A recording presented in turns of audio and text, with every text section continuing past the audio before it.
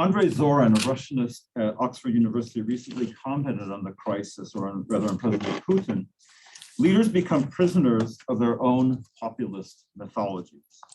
I believe this is really what is taking place in Russia's attack in Ukraine. And so what I'm going to do briefly here is talk about the mythology, why Russians, including President Putin, in particular President Putin, might be inclined to view Ukraine one way rather than another. Before I do that, let me briefly say that I disagree in this instance with the French philosopher Blaise Pascal that to understand is to forgive. To understand is essential. It doesn't mean we have to forgive Putin for promoting a particularly extreme and falsified version of this mythology. But let me begin with the name. Ukraina in Russian means land near the border. It does not designate, seeming to designate a self-existent, self-justifying state. Ukraine has never been an independent as a modern state before the collapse of the USSR. This fuels part of Russia's perception. In fact, as people may have picked up from news reports, there are fundamental differences between Western and Eastern Ukraine, not least of which is the fact that what we now identify as Western Ukraine was part of Poland before World War II. The border shifted after the war. Eastern Ukraine, which is where the pro-Russian sympathizers tend to reside, was a part of the Russian Empire. But what's the mythology?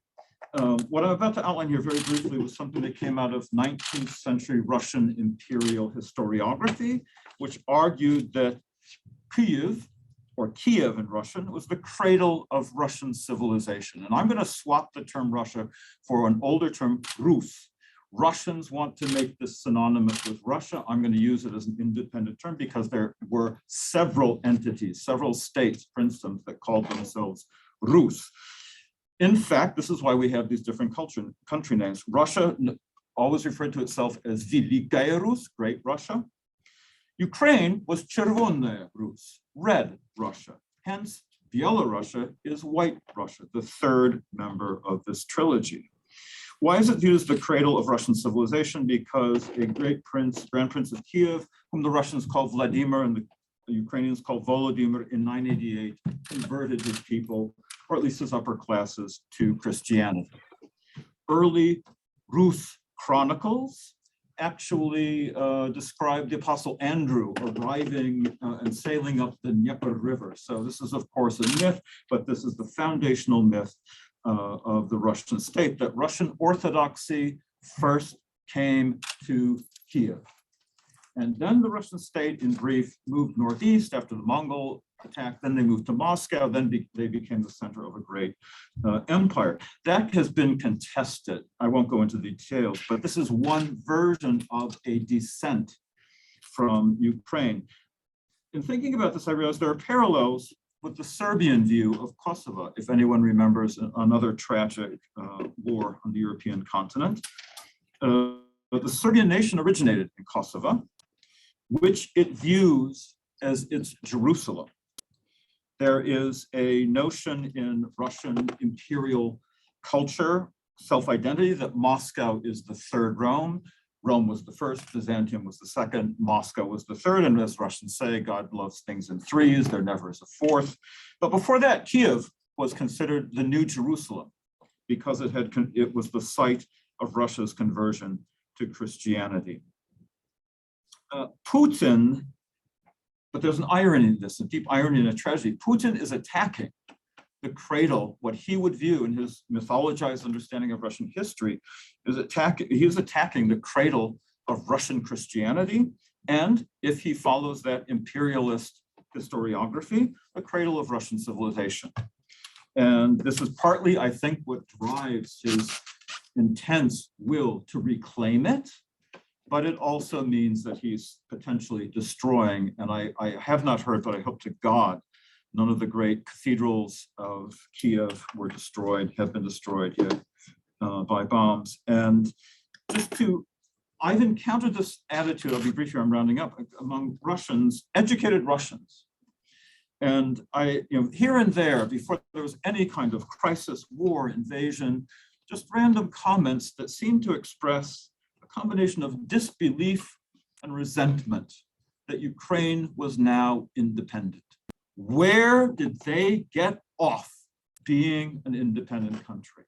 And here was Russia. And I always sense in this some sort of, again, resentment. How is it, especially perhaps after Maidan, colleagues can address this, that they had deposed a pro-Russian leader. In other words, they had deposed a leader they didn't want and elected in his place another leader. Where do they get off doing this? The view within Russian culture of Ukrainians from the Russian perspective tends to be that Ukraine is somehow largely empty, largely agrarian. These people are hicks. Where do these hicks get off running themselves like an independent European country? This is, I think, part of the Russian mentality. And I'll close with a remark I heard a colleague make at a conference. The conference was in Belgium. People from all over the world were at this conference. And at one point, I was sitting next to a Russian colleague, a very well-educated woman, a scholar I had known for years. And the person who was giving a paper was a young woman from Ukraine. And the paper was not that successful. These things happened, and I think we're all feeling a little bit of pain. She was having a difficult time with her paper, but my Russian colleague leaned over and said to me, "Вот вам независимая Украина. There's independent Ukraine for you." And what is, just the poor woman didn't give a good paper. What does Ukraine have to do with it? So again, Russia views Ukraine as the origins of Russia itself. Therefore, the idea of an independent Ukraine is that much more irksome and intolerable to them. They view it as a violation of what they understand as a natural order of statehood. They totally reject legality and the post-Cold War world order. Thank you. Thank you so much. Very concise, but very important description of the kind of ideological origins of the Russian claim that Ukraine doesn't deserve its independence. I turn now to our next speaker, Dr. Andrzej Brylak, who's a postdoctoral research in Polish studies here in the Slavic department at USC. He has worked in the past as a journalist where he covered the events surrounding the Maidan revolution. So I think he can bring his perspective to his discussion as well. Thank you so much. I'd like to focus on not on how Ukraine views itself and what kind of cultural and civilizational and political changes happened in Ukraine since the Maidan revolution in 2014. But before that, just a brief update about situation in Poland. I got very little sleep over the last few nights as I'm constantly on the phone trying to place refugee families in Poland and find them new homes and jobs. As of, I woke up this morning with a great text message that two families actually found a place to stay with my cousin. So it's nice to sometimes because we live in such a difficult, dark times, but sometimes it is nice to wake up to a nice text message and not a text message about bombing of Kharkiv. So, but this connection between Poland and Ukraine, I think, also plays a very important role in the war, which is happening as we speak. So there were already 2 million of Ukrainians living in Poland before the war. Poland actually over the last few years issued the highest numbers of work visas for citizens outside of the EU, higher than any other EU country. And Poland over the last few years had a bigger influx of immigrants per capita than the United States, which I think is quite important if we want to understand what's going on. Since the war started, 400,000 refugees from Ukraine arrived to Poland, which is and the pace in which it is going right now is around 100,000 refugees are crossing the border each day. Among them, there are not only Ukrainians. This is very important to mention. There are around 80,000 international students in Ukraine, mostly from Africa, mostly from Kenya and Nigeria, some from India and Nepal. They are in particularly difficult situation because all the services and all the bureaucracy is aimed at people who have Ukrainian citizenship. They were stuck at the border because they didn't have visas to Poland. As far as I know, that visa problem has been fixed. But regarding situation in Ukraine since Maidan, I think Ukraine is in a very different place than it was in 2014, when it was during the annexation of Crimea and the war in Donbass. And there are a few factors which contribute to that. So first of all, this immigration to Poland, which was up until now mostly economical immigration, it created a sort of soft connection between Ukraine and European Union. A lot of those people who are Ukrainians who live in Poland, they are in touch with their families, and Poland and Ukraine became closer culturally. And so this is a very important element. There were also organized maneuvers between Polish and Ukrainian army, which is also important. The introduction of biometric passport to Ukraine was crucial because it allowed Ukrainians to enter all European Union countries without visas.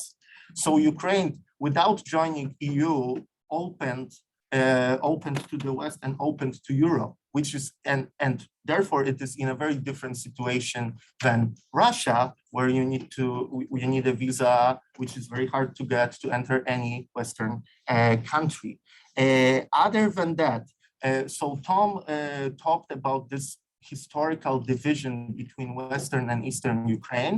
I claim that such division is less and less of a factor nowadays, because particularly since Maidan, we have new phenomena which prominent Ukrainian historian and public intellectual Yaroslav Krycak calls the third Ukraine. And the third Ukraine is not really a geographic term, it's a cultural term. It's kind of identity which is not, it's not this Galician, post-Habsburgian, post-Polish identity. It's also not pro-Russian Eastern identity.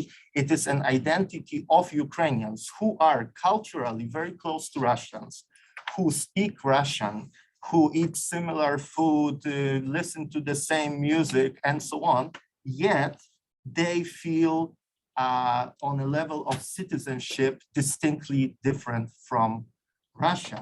And how is that possible? I think this is fundamental mistake Putin made, assuming that there's an overlap between cultural factors and civilizational factors, that those two have to meet. Not really. So I think in the Ukrainian context, the new identity born after Maidan is based on the idea that you can be culturally Eastern European, yet you want to belong civilizationally to Western Europe. And so I'm a literary scholar, so this kind of identitarian literature based on we Ukrainians need to preserve our national tradition, our traditional folk music in Ukrainian, we need to separate ourselves culturally from Russia as much as possible. And writers like Yuri Andruchovich were important in fostering this type of identity. Now we have something new. Now we have writers like Serhiy Zhadan, who is from Kharkiv, which is where the heavy fighting is going on, his first language is Russian, but he writes poetry and prose in Ukrainian, but also he makes no secret that he's very influenced by Russian culture. I think also what's important was the peaceful transition of power after Poroshenko, the president who got in power after the revolution, lost the elections. This is for countries which are in the post-Soviet sphere, this idea that a president who first won the election as one of the leaders of the revolution, then loses and peacefully peacefully gives transitions to a new president. This is one of those civilizational differences which make this distinction very clear. If you look, for example, at the interactions between Ukrainians and Russian soldiers, those interactions are in Russian. However, Ukrainian citizens very often organize themselves and approach Russian tanks as a group, chanting slogans, calling Putin all possible swear words. I'm not going to quote here in the academic setting, but you can imagine. And Russian soldiers are in shock, because I have a lot of friends in Russia who've been in private conversations say stuff like that, but quietly. This is a demonstration of the civilizational difference, but also cultural proximity. All the conversation is happening in Russia. Russia. Okay, I'm about to conclude, and pay attention to what President Zelensky is doing. He's often speaking, giving his speeches in both Ukrainian and Russian. He mentioned his grandfather fighting in the Soviet army. Again, this is a new model of citizenship and this distinction between civilization and culture. And to conclude, I think there's a huge need in our field in Slavic studies to study the region between Germany and Russia, because it seems this is the place where the new international order and distribution of power will be decided. And we still know very little about this region. The fact that there are so many African students in Russia, in Ukraine, even took Polish government by surprise, and we are neighbors. So it's very telling. Okay, thank you so much.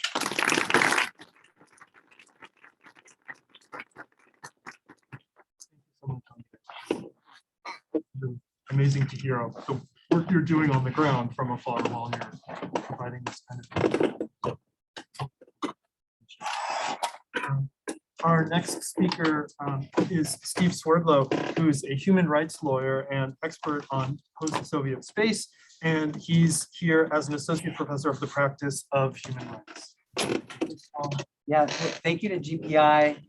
Thank you to Paul and Rob for making this happen. This is a very emotional, really painful period of days for many of you probably here. And I want to just acknowledge how difficult this time has been. It affects the USC community. There are Russians, there are Ukrainians, there are a lot of you affected. So thank you for engaging in this. I also just want to say, we look like a mantle, but we're not a mantle. Thank you, Katarzyna. And that's really important as well in any conversation. So what I was going to try to do, there's so many aspects to this. And for those of us that have been working on the region for decades, Rob, myself, Tom, others, this is the end of an era. This is a human rights catastrophe. This is a whole new paradigm shift. We're talking about, words like World War III are getting thrown around. So it's really easy to get overwhelmed. But what I thought I'd try to do is just walk us through some of the key concerns from a human rights perspective, maybe in 3 areas: Ukraine, then Russia, then the refugee, international legal aspects of that. So I'll try to walk us through some of that. Maybe what can we do? Of course, the list is very long of recommendations from the human rights community and civil society. But just to begin, in trying to sift through this information, a lot of you are probably doom scrolling like I am on Twitter 24 hours a day. Some really innovative discussions happening on Twitter spaces of open source investigation experts sitting in their homes that are triangulating information about Russian military maneuvers and also helping people evacuate humanitarian corridors. And that's a way in which this war is being followed and covered that's somewhat new, or at least innovative, or we're seeing the power of individual activists. And so all of you can be part of that.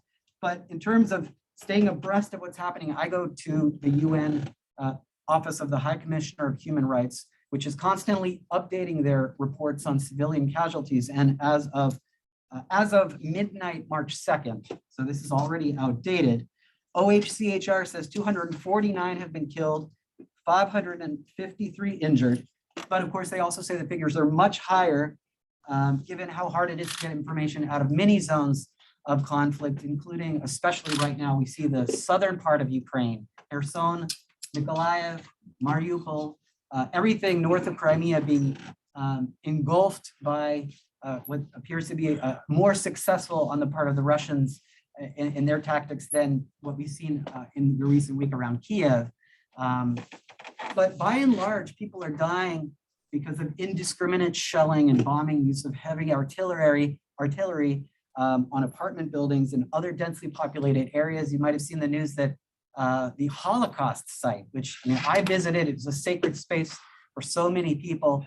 Babi Yar, outside of Kiev, wasn't destroyed lately, but some of the debris, some relation to the attack even occurred there, which again, so many layers of history that I'll let the historians talk about this in terms of this hallowed ground that's yet again being defiled and filled with human rights violations, right? But we see, what I want to say from a human rights perspective in terms of Ukraine, top of the line issue is civilian casualties have to be avoided. That is that Russia must discriminate. They must distinguish between civilians and military objectives, which they are not doing. So in international humanitarian laws of war, you must distinguish. There must be a distinct military advantage for anything you do in wartime, and that means you have to justify your actions in a concrete way. Russia does not appear to be doing that, and it's conjuring up a lot of memories of what Grozny looked like in Chechnya in 2000 that we were watching then. Of course, so many issues to cover in Ukraine itself, but we're projecting 10 million, up to 10 million refugees. Right now, 1 million have fled. It's changing, it might be a little under 1 million, over 1 million, as Andrzej has mentioned. Another issue, of course, is very clearly Russia has committed the crime of aggression under the UN Charter. They've violated Ukraine's sovereignty. It's a clear violation. This is so clear and so blatant. I don't think we've ever seen the International Criminal Court move this quickly to open up an investigation. The prosecutor, Karim Khan, says that he has enough jurisdiction, even though Ukraine has not signed the Rome Statute, he has started an investigation because Ukraine since 2014 has been cooperating in a limited jurisdiction over crimes committed in the Eastern territories.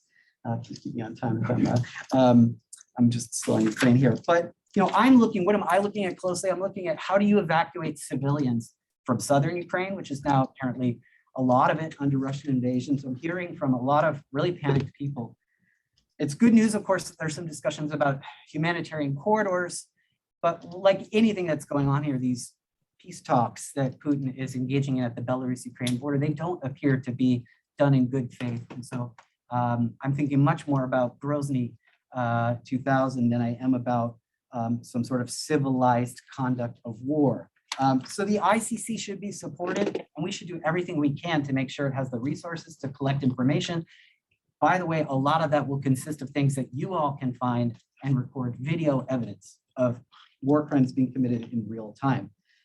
So moving over to Russia, what do we see? We see a human rights crackdown that really builds on this last decade. I would say that although everything since Putin came to power is a human rights violation, there's so many different issues that when I was living in Krasnodar, Russia in 2000, that's when he was starting to dismantle independent TV stations. But I would say that 2012, when Putin comes back to the presidency in a very paranoid state of mind, if you think back to Hillary Clinton being Secretary of State, Putin sees an uprising in Moscow. And since that time, the Bolotnaya protests, he's been cracking down in a systematic way. But what we've seen in the last week, it's just a new level of repression.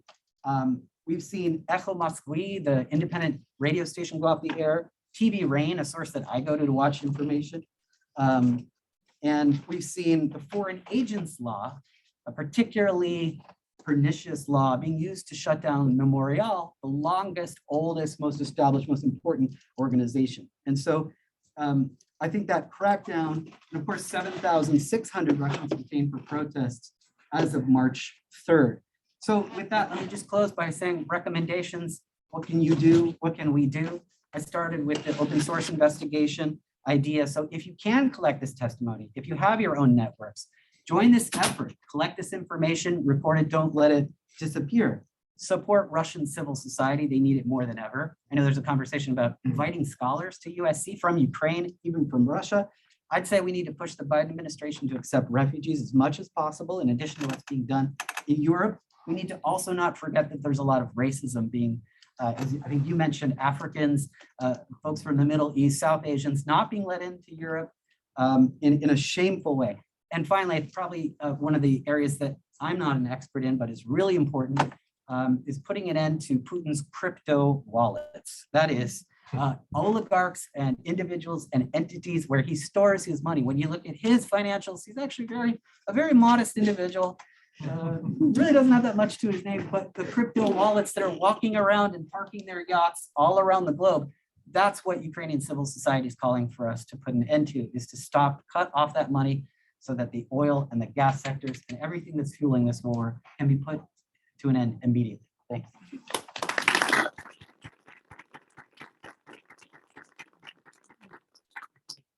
Steve, for giving us practical steps we can take and things we can actually do from here to a conflict that feels very far away, where I think a lot of us feel helpless. So it's really important and meaningful. Do we have Katarzyna on the Zoom? I believe so. Let me go ahead and spotlight. Oops. Not working. Here, Yes. let me- Yeah, There she is. I want to make it larger for everyone to see. so our next speaker, who we're about to see highlighted on the screen, is Dr. Katarzyna Pisarska, who's the director of the Kazimierz Pulaski Foundation in Warsaw. Thank you very much. Thank you for the invitation. I hope you can hear me well. It's great to be back at USC. I had an immense pleasure to be working as a visiting professor 2.5 years ago, and I wish I could have been there with you, but I'm sure we are all much more needed here. I was asked to come in and apologize. I really apologize for me being a bit exhausted and tired. Not many people here in this part of the world get sleep these days. But my role is really to give you an update what's happening here in Poland, but also what we're hearing from all our partners, what's happening in Ukraine, and most important, to tell you what is needed now. The Kazimierz Pulaski Foundation, as well as hundreds of and thousands actually of entities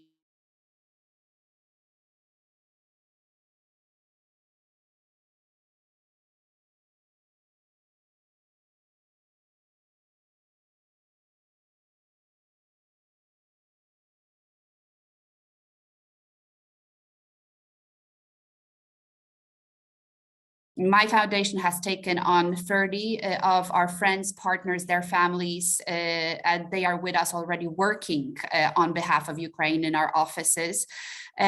So Kiev is slowly moving to different places, first to Lviv, and now more and more to Warsaw. So a lot of the operations of civil society, but also politicians, are moving here to Warsaw.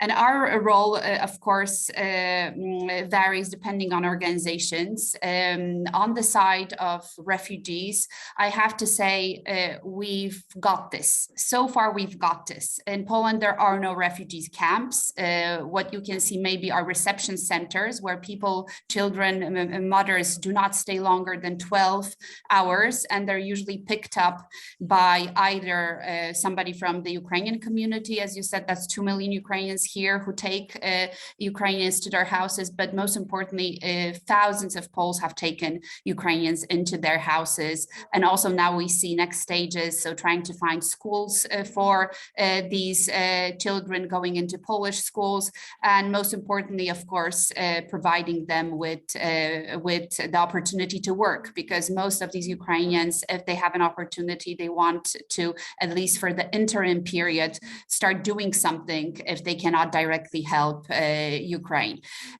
We have been pioneers in terms of, allowing very flexible working mechanisms, allowing, of course, all children to go immediately to school. So we're at the day 8, and we already have thousands of children in Polish schools. But most importantly, assuring their safety, their shelter over the long term. The problem, however, is not here with our Ukrainian friends, because it's very hard for us to call them refugees, to tell you the truth. I don't like the word, we rarely use the word here, we say Ukrainian friends, yes? We're hosting Ukrainian friends. And there is a distinction because we don't see them as refugees. We see them as us. We see them as people who have fled a war, just like our Polish experience of hundreds of thousands of refugees during the Second World War.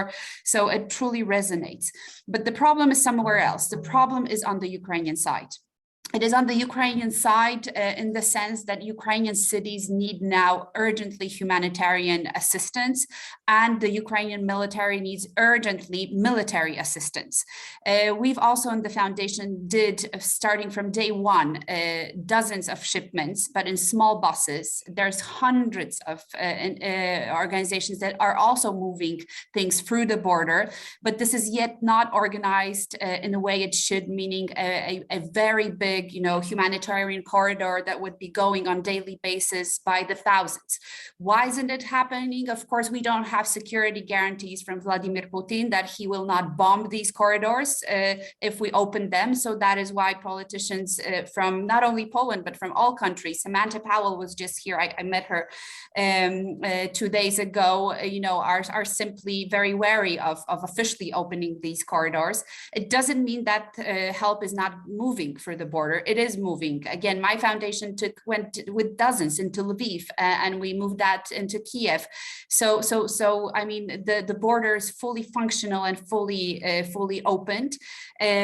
However, more coordination and most importantly, pressure on Vladimir Putin and the Russian Federation to allow these humanitarian corridors is absolutely necessary.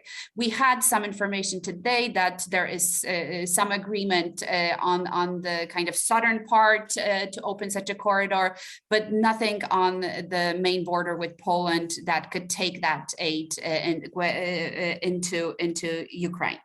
And of course, again, I would like to stress the question of military assistance. Ukrainians are fighting as hell. They are determined. There is no willingness to give up. I have to say the Kremlin has been completely detached from what has happened in the Ukrainian society in the last 10, maybe even 20 years, counting from the Orange Revolution in 2004 through the Maidan Revolution in 2013. And then, of course, the annexation of Crimea, the war in Donbass has created the true nation. I have to say the nation has developed to be resilient when it comes to Russian disinformation, to be ready to fight. And this is what we're seeing. What is really heartwarming is that the border in Poland has been also crossed the other way around. We have currently counted that there's about 60 to 80,000 men who has crossed the border back into Ukraine. Many of our companies are saying we don't have any more truck drivers. We don't have any more workers here because from the 2 million community of Ukrainians, almost 100,000 are going back to fight. This shows you what Vladimir Putin is what it's against, and it's going to only make things harder for him. Apart from what the Ukrainians need, and this is critical, it's really about the next 48 hours that this war will determine its direction. Of course, we do worry, what is and is not in the head of Vladimir Putin. And his latest talk with Emmanuel Macron, the president of France, has come out of this meeting extremely pessimistic, telling us that Vladimir Putin seems to be detached from reality at this moment, that he's not assessing rightly the situation on the ground, that the Kremlin is determined, and this is what Sergei Lavrov confirmed, to neutralize the country at whatever cost that is, which means we could actually see in the following hours and days everything, including carpet bombings, as we saw in Grozny, in Chechnya, and in Syria. So now we have a few thousand victims of the last 8 years, but they will grow by the day because Ukrainians continue to be resilient, and the Kremlin has learned so far no lesson. And what our main fear is that it will take many, many more victims and many, many more days to actually stop this invasion. My last word will be what my Ukrainian friends sitting with me day and night here now from Warsaw, but what they say. And they say the following: this war is already won by us. We won this war. There is no stopping of the Ukrainian nation. There is not going to be the return of Ukraine to Russia. Ukraine is lost for Russia forever. They're no longer our brothers. And I think we need to understand that this determination will absolutely change the course of this war, even in the worst case scenarios, even if Putin will be able to occupy part of the country, it's going to be his Afghanistan. So I'll stop here. I'm happy to answer any questions if there are. I'm unfortunately only available in the next 15 minutes, but if we manage, I'm also here to tell you more. Also on the disinformation part that is starting to appear from Russia, trying to divide us from within, but that's a separate element of the equation. Thank you very much.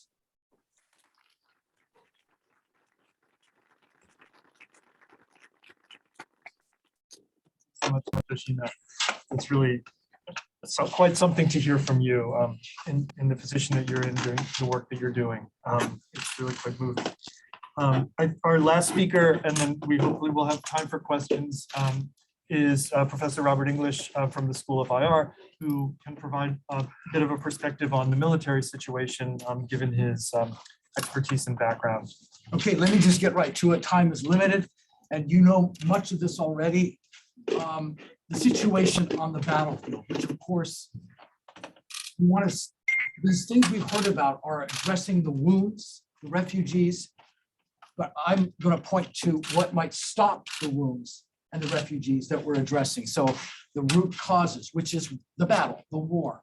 So you probably know this map illustrates the latest that we have some good analysis of. There are 4 broad fronts, right? Up north, Kiev and Kharkiv, where Russia has amassed enormous firepower. They have been repulsed, they have been ambushed, they've been slowed down, but seem to be preparing for another major onslaught of these cities. In fact, it's already begun with shelling that now has gone from somewhat careful, focused on military targets, to much more indiscriminate.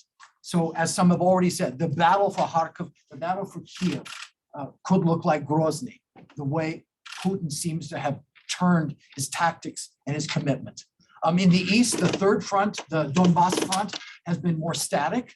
That, of course, is where the war was already being fought as of 2013, 2014. And then the southern front, we can call it the Crimean axis, is where actually Russia has made more material gain and seems to be aiming so far, unfortunately, successfully at uniting Crimea, that strip of territory along the Black Sea coast, with the Donbass to the east, and poised now also to go west towards Odessa. As the map shows, they have, if not actually taken Mariupol, they have surrounded it. Same with Kherson. So they're succeeding on that front. That's the first thing I wanted to point to. The second, and maybe we could move the map forward.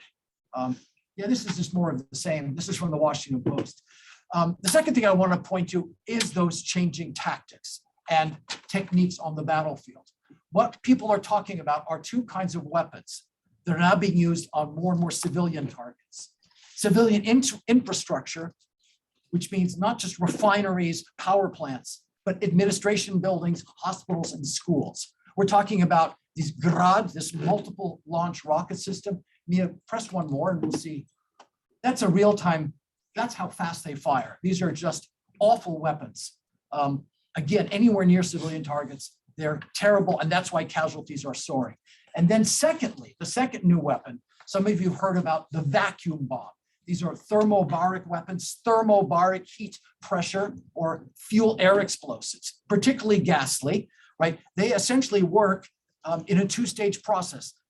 It's delivered by bomb or missile. The first explosion releases a cloud of vapor, of explosive droplets, a mist, which then in a secondary explosion unites with a particularly concussive force that is really designed, you can press one more, to hit soft targets, meaning human beings. There's the first explosion, and then comes the big one, right? Soft targets meaning they kill by overpressure and then under pressure, right? Rather than the direct blast effect of a normal kind of munition.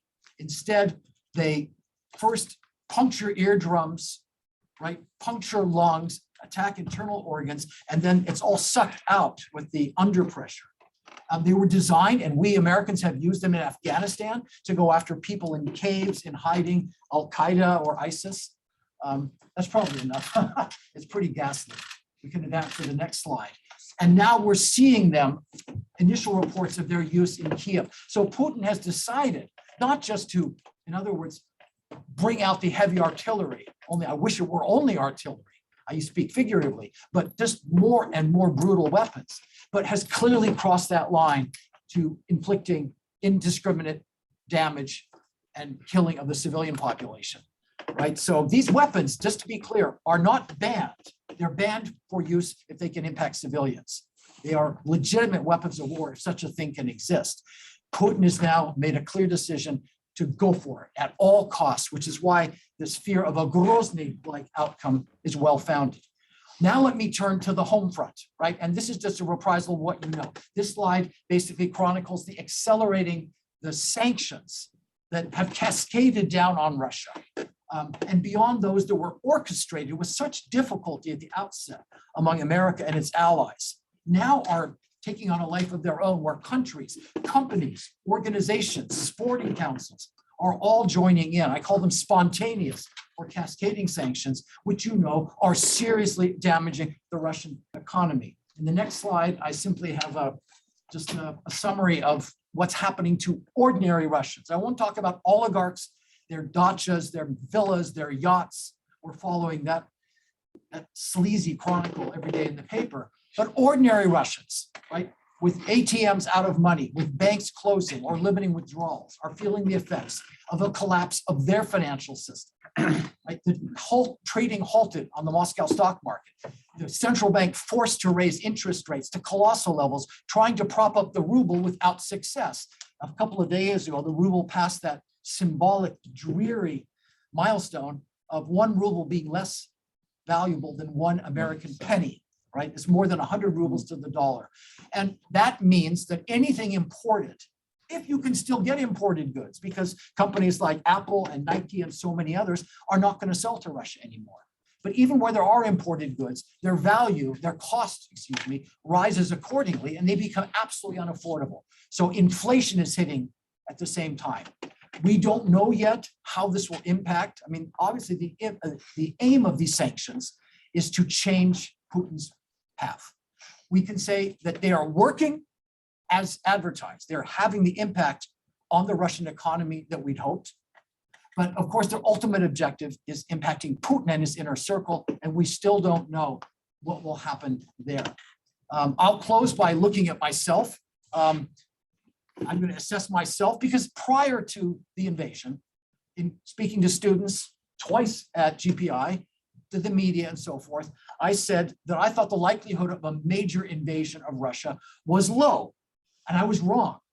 But my reasoning was absolutely correct because it would bring ruin to Russia.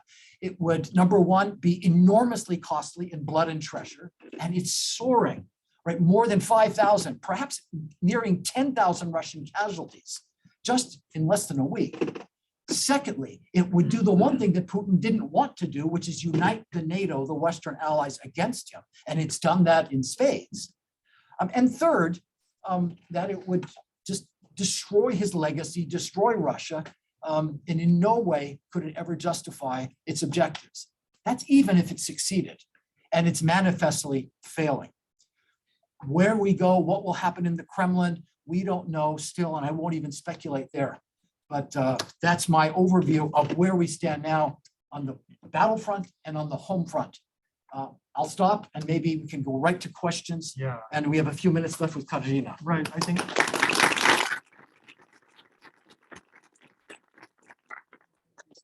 For providing so much detail about what's going on militarily and strategically. I wonder, Katarzyna, I know you're time is limited, so can we perhaps start with a question for you before you have to go?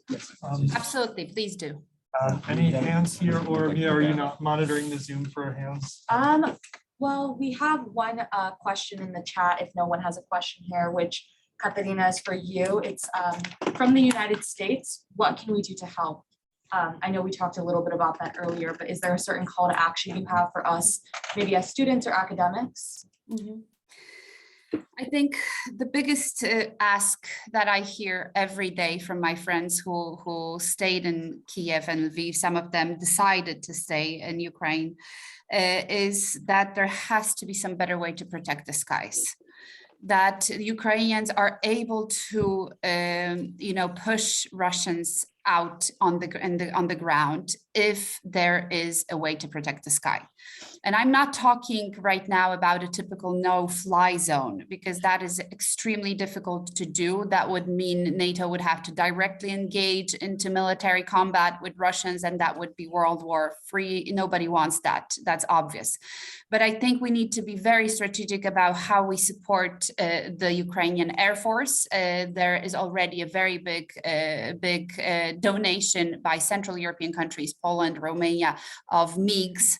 So the old type Russian air fighter jets, but that we still use or have been using in the past. And of course, Ukrainian pilots know how to use these jets, are already skilled to use these jets.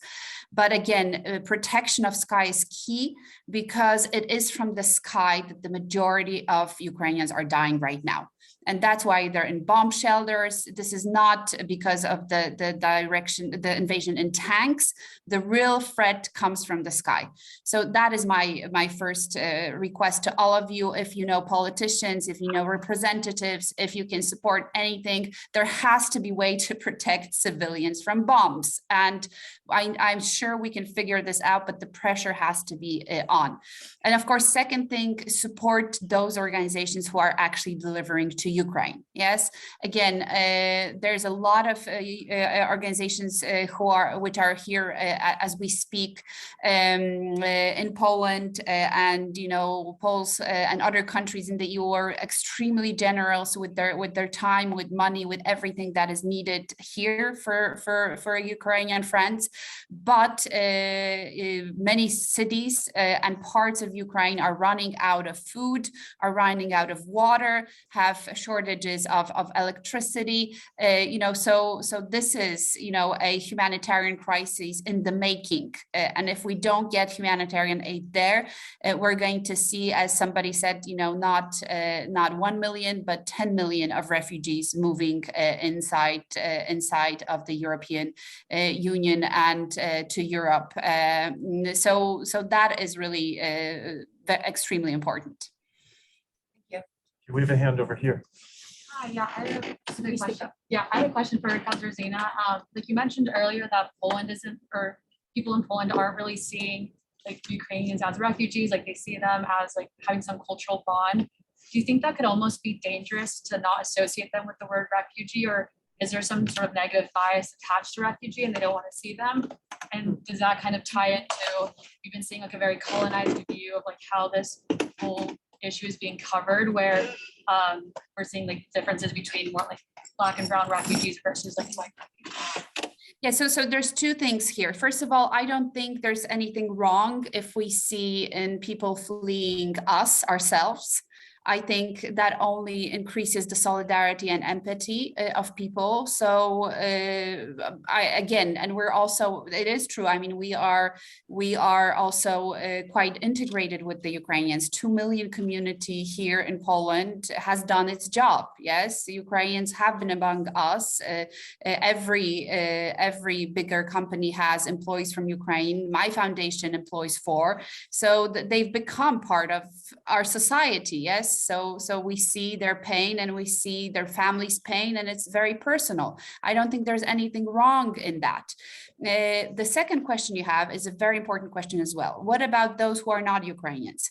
And we have an assessment about 80,000 students, usually from Africa, which have been studying in Ukraine, which are also trying to be evacuated. And there they have, like many Ukrainians, had a traumatic journey from Kiev to Poland. But it was traumatic, not as much, sometimes maybe, I cannot, on these individual stories, I cannot tell you. Sometimes they might have had, traveling for Ukraine, different racist, experience. But in the majority, and this is what a lot of foundations are saying that now, they have been treated just like the Ukrainians. On the legal side, they're let in immediately. There are no restrictions. We don't require any documents from refugees, no matter what nationality they is. You might not even have a valid ID on you and get into Poland. No COVID certificates, no testing, no insurance, and you can bring dogs and cats. So basically, the border right now in Poland is open. It is open to anybody who wants to cross the border. And I also have a number of organizations here and my friends who have taken refugees who are non-Ukrainian, who are usually from Africa. My university, Warsaw School of Economics, has taken 40 students from Nigeria. So I think, maybe if there were any cases where they felt discriminated, these were incidental, but I would really urge you to remember that we are in a very big information war. And one place where we started to see Russian trolls kind of coming back is exactly trying to divide these refugees and say, oh, you see, the Ukrainians are treated good, but the other refugees are not treated good. Or on the other side, there were news that the other refugees, so from African countries, were actually attacking Poles, which was also completely untrue. A made-up story that was floating around that somewhere in the border, these refugees were attacking Polish women and even raping them. A fake story which were supposed to make Poles being afraid of them. Yes, so there is a bigger game here. Somebody is trying to, and we know who that somebody is. Russia is trying to divide us and to spread, hatred, to break the solidarity, which has been unprecedented, truly unprecedented for everyone. So let's really try to focus on the big picture and, of course, react very firmly against any incidents that would have, a background where we would see somebody being discriminated on the basis of race. But you have to remember, you have 1 million people walking on the border, with no food, no water, no shelter, and so on. This is not a nice experience for anybody. Most of them are with children, small children.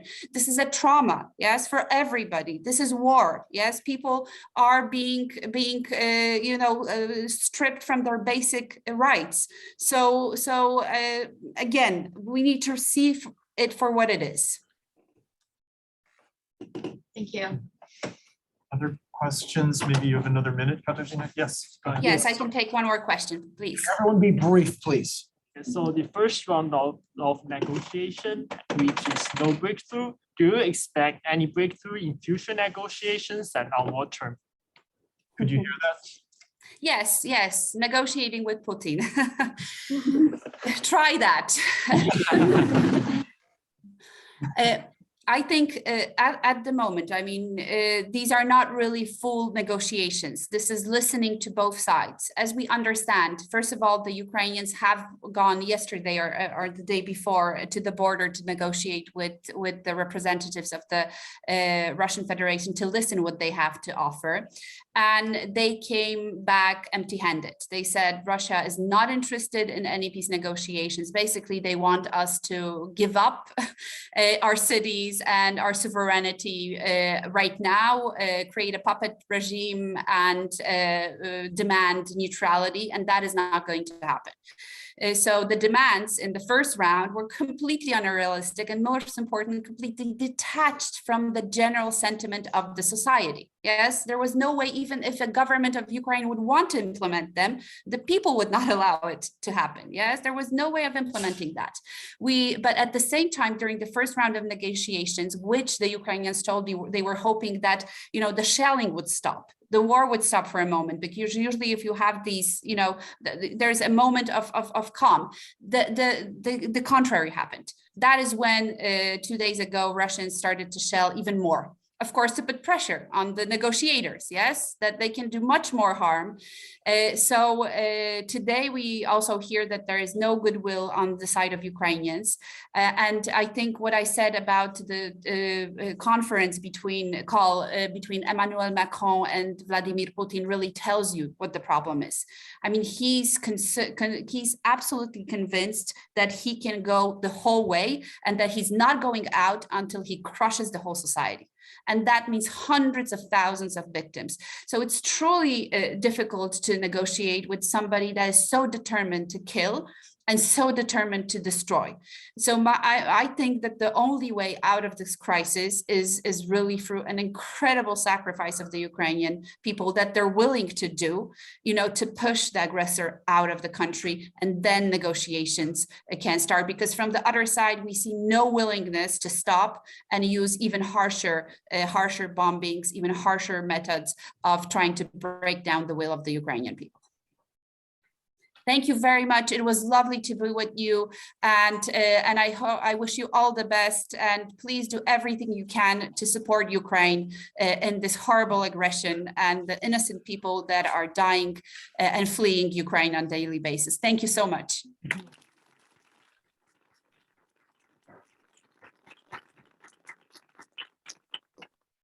We actually have another question now from the chat, maybe for our panelists here, and also for those of you who I know some of you have class, or maybe you're skipping class to be here. Thank you. You do have to, skip class, whatever. You do have to leave. We'll give you a note. I was just gonna say. Yeah, I'll write you a note. excused absence. But the question actually comes from Professor Brett Carter, and I'll respotlight the video in a moment. But Professor Carter asks, what does Putin's decision to invade tell us about, one, how he might respond to weapons flows from Western countries into Ukraine, and two, what does the invasion tell us about what sorts of atrocities he might inflict upon Ukrainians to create a puppet government? I'll just jump in. Well, weapons have been flowing from NATO countries, from Western countries into Ukraine since before he launched the offensive.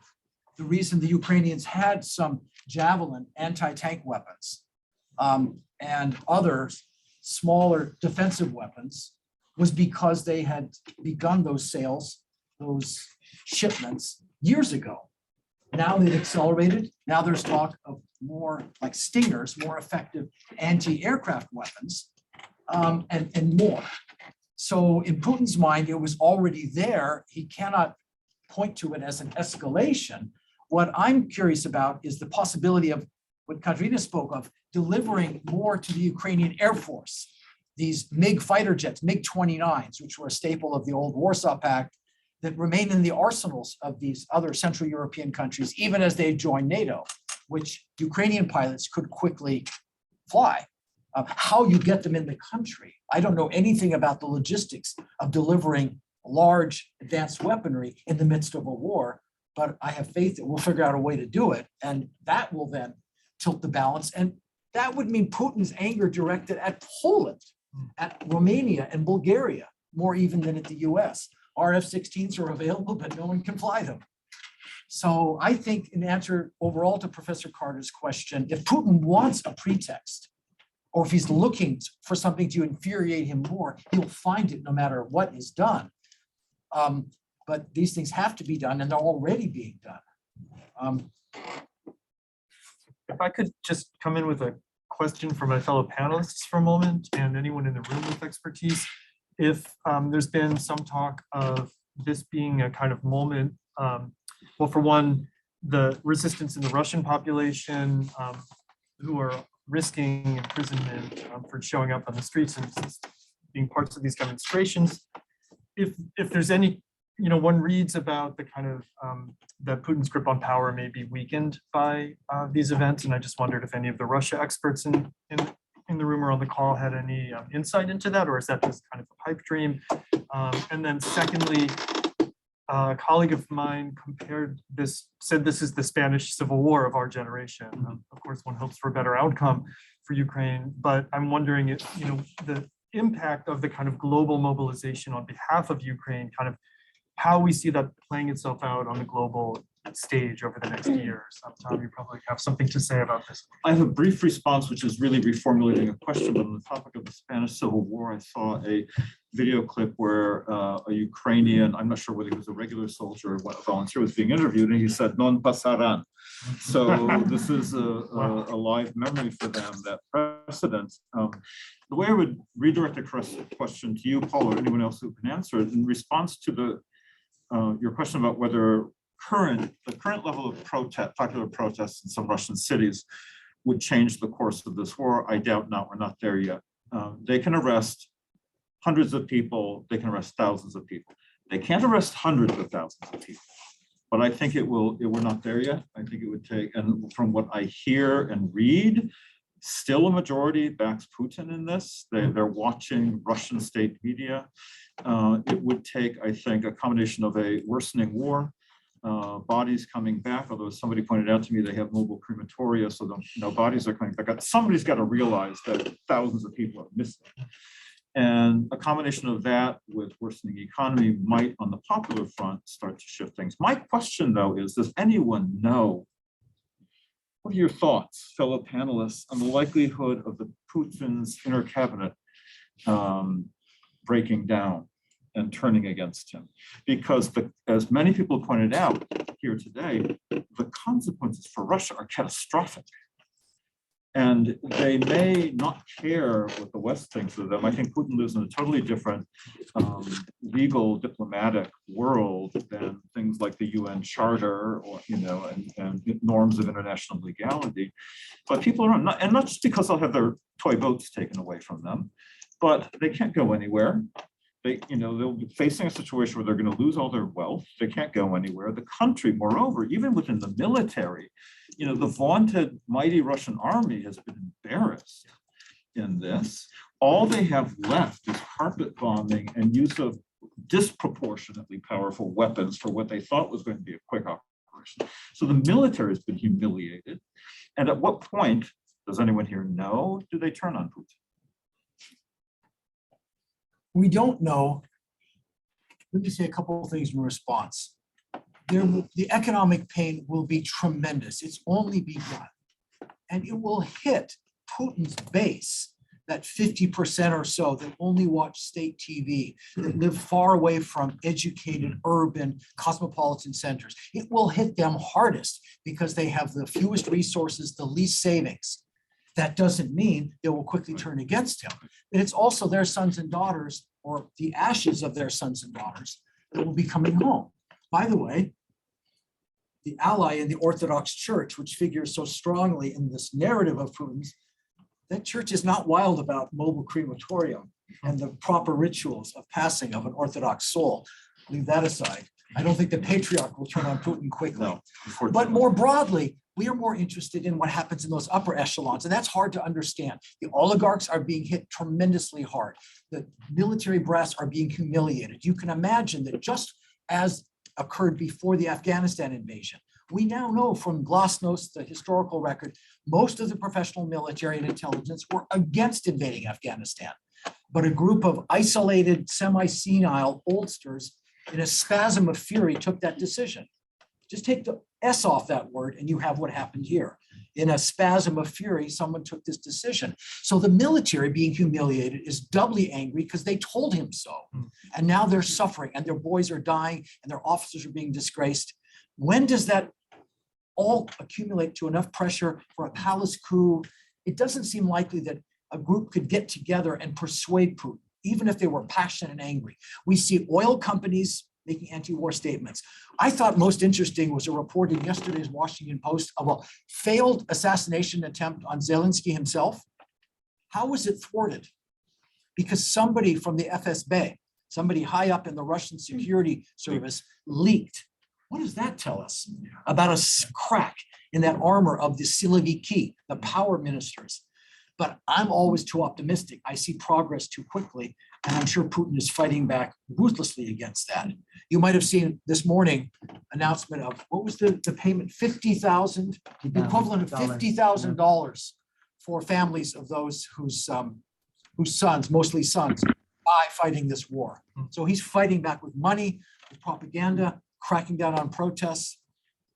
know, all I can Right. say is if there's any precedent in anti-war sentiment, like from the Chechen wars, which there was, an anti-war sentiment from the Afghanistan war, it's all happening faster in the era of social Yes. media. But what that leads to, I don't know. Yeah, I'll just add real quick that what I've been struck by is the profile, the type of people that went out to protest for Alexei Navalny after he returned to the country after being an attempted assassination and poisoning. We had thousands of people a year ago going out en masse protesting. And when I spoke to some of these people, I'd talk to flight attendants, I'd talk to, entrepreneurs, and a lot of people just disgusted with corruption. So this is now fusing with so much already of the simmering discontent with Putin's rule, which is in its 22nd year. And so I've been struck by the widening sort of the profile of the protester, the person that goes out onto the street. It's no longer just the human rights activists and the journalists. So that I'm also too optimistic, but that I think is important. I also think that the discussion of now from an international legal perspective, it's probably not realistic to see Putin brought up on war crimes charges, although he does have command responsibility for these various crimes. And by the way, we have also cluster munitions, which are banned by international humanitarian law, being used on hospitals. But I think that once the prospect of war crimes charges being brought against generals and other individuals actually prosecuting this war in Ukraine, it becomes real, and Russians start to be issued in indictments and arrest warrants similar to Omar Bashir in Sudan, then it's a little bit more dicey for them to try. There's a lot of implications. So I hope that happens. I think it'll change the calculus. But as how well. sad that not just economic pressure, but the killing that has to cross into the territory of war crimes In to order to produce get that. indictments is required in order to start changing the minds, introduce doubt into the top echelons. Yeah, it's happening. Yes, I have many questions, but I'm a Cambridge alumni, and we have received as alumni already a statement from the Vice Chancellor, stating a position on this. And I just wonder why USC hasn't issued a statement. Why don't we know anything about which kind of resources we have as students and faculty, for instance, like this wonderful panel? What are we going to implement a fund to help Ukrainians, to help our Ukrainian colleagues, scholars and students, as well as Russian participants? So I'm a bit puzzled by the silence on the part of USC. It's not total silence. President Folk had tweeted some comments in support of Ukraine. I wrote to President Folk asking him to make a public statement, but my colleague Sally Pratt has been at a cabinet meeting where this came up, and maybe you can, and Ron, yes, maybe one or the other of you could comment on things USC is doing. I too wish we would make a big public statement. There are efforts to help. I think I was surprised to be invited to the cabinet and that people listened very attentively. And Anthony Bailey, who's here, is a member of the cabinet vice president for strategic global initiative. Right. And so there are things happening also on the president's page now. There's a notice down at the bottom about it, but clearly there's always more to be done, in my opinion. Yes, So absolutely. And we are reaching out at the university to all the Ukrainians in Russia to see where they need support. But we need to know that. Yeah. And individual departments and institutes at USC, sadly not mine, but others have in solidarity, consensus, in bold, unequivocal language, denounced what's happening. And I hope more. We're slow. I understand what you're asking. Some of this has moved slowly, but it's moving. So I see a few hands and we have a little bit of time. Let's, can we collect a couple questions of here, and here? And very brief, everyone. Yeah, go ahead. Just real quick, on the Ukrainian military side, we saw these Turkish drones, just checking in, but what kind of ramifications do you think they'll have in the war and maybe with Turkey, Russia? And so we collect here and then. So my question is related to the pressures, like the economic pressures, the situation in Russia, and then Putin's like circle. And I'm just very worried that all this pressure might lead to conflict. And I want to hear your thoughts on it, because as a European, it's something that I wake up extremely anxious about every day. I'm just wondering if Putin's hands are tied, maybe due to like audience costs or something like that, but is he able to back down without kind of losing the support of his nation? All right, I'll take the first one quickly. Yeah, I guess there could be some friction. Russia, Turkey, drones. But Turkey also sold drones to Azerbaijan, who used it very effectively against Armenia. That was a big pain for Russia. But they have bigger oil and other interests, so that hasn't been a major friction.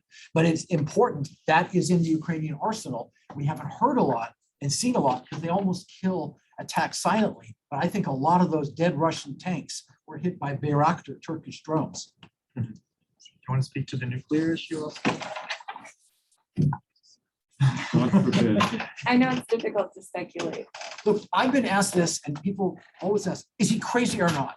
Rational, we can understand, and then we can reason and hope he won't do something that insane that would destroy the world and himself, versus irrational when all bets are off. And I've come to this answer, which is there's a spectrum, not black and white, right? I don't think he's irrational, but he is living in a world of delusion, of bitterness. He has surrounded himself with sycophants and yes men, advisors, military people who don't bring him negative information, who fan these fantasies, whether on the historical political side or a fantasy of a quick victory in Ukraine, because they're all hungering to join their Russian brothers, except that they're being ruled by neo-fascist drug dealers.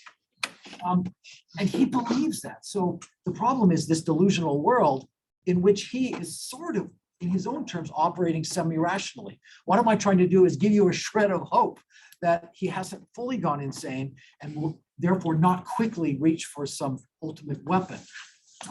And that those advisors have the courage and the information starts getting through and he appreciates what a disaster this has become. It has to happen at some point. I mean, are they bringing him battle reports of parades greeted as victors and liberators in Kiev? They can't be, but that's what he expected by now.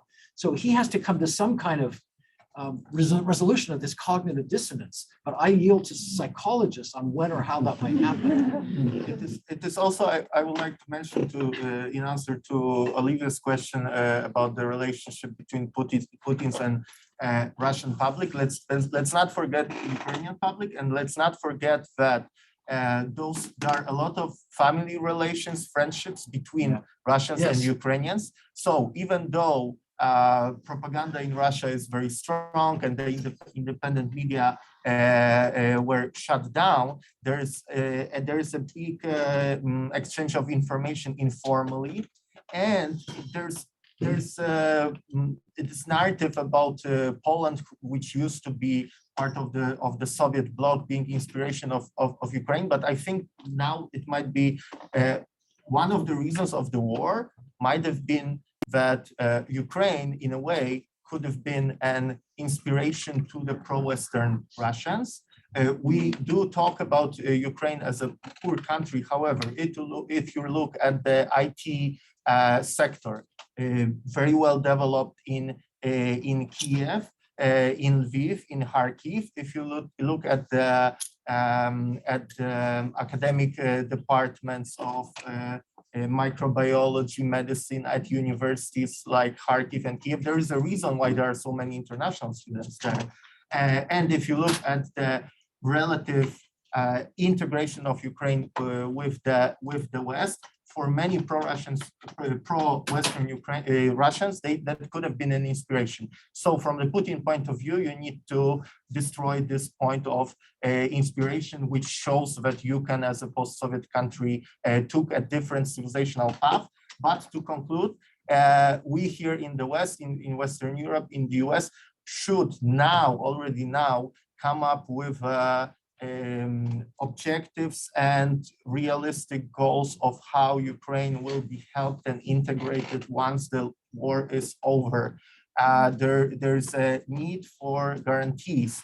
And so far, there's been talks between Ukraine and European Union, but no hard guarantees are on the table. Okay, I think we're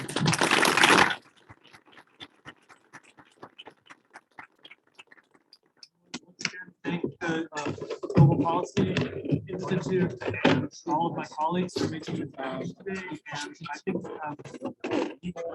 we continue doing the monitor events, and it's not impossible that we'll be doing more events like this.